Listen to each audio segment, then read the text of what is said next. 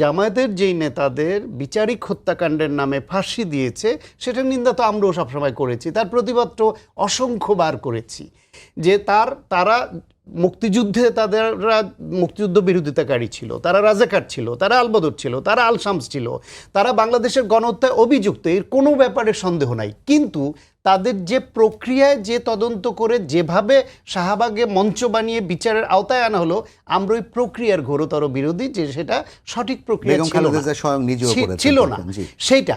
কিন্তু তার মানে এই না যে ওই বিচারের প্রক্রিয়ার বিরোধিতা করি মানে ৭১ এদের ভূমিকার বিরোধিতা করব না। এখন রোকেয়া বিশ্ববিদ্যালয়ে সেই ফাঁসিতে যাদেরকে হত্যা করা হয়েছে, আর শেখ হাসিনা হত্যা করেছে, এটাই আমিও বলি, তাদের ছবি ওইখানে টানিয়েছে।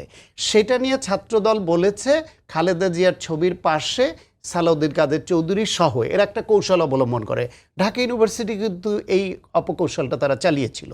তারা খালেদা জিয়ার ছবি, সালাউদ্দিন কাদের চৌধুরীর ছবি, এদের ছবি দিয়ে সঙ্গে জামায়াতের যেসব নেতারা যুদ্ধ অপরাধী হিসেবে যাদেরকে হত্যা করা হয়েছে তাদের ছবি একসঙ্গে এনে প্যারালাল করে একটা কৌশল অবলম্বন করে।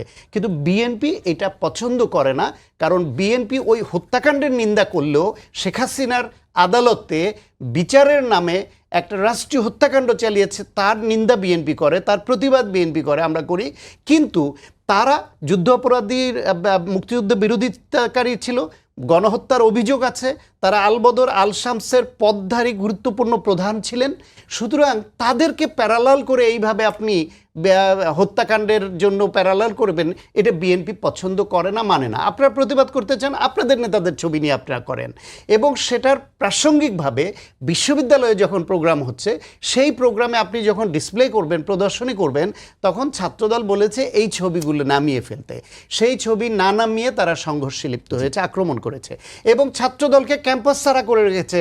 কালকে রাতে দীর্ঘ সময় তারা কয়েক হাজার গজ দূরে অবস্থান করেছিল। পরে ছাত্রদল সংগঠিত হয়ে আবার শিবিরের সঙ্গে আবার সংঘর্ষে লিপ্ত হয়েছে।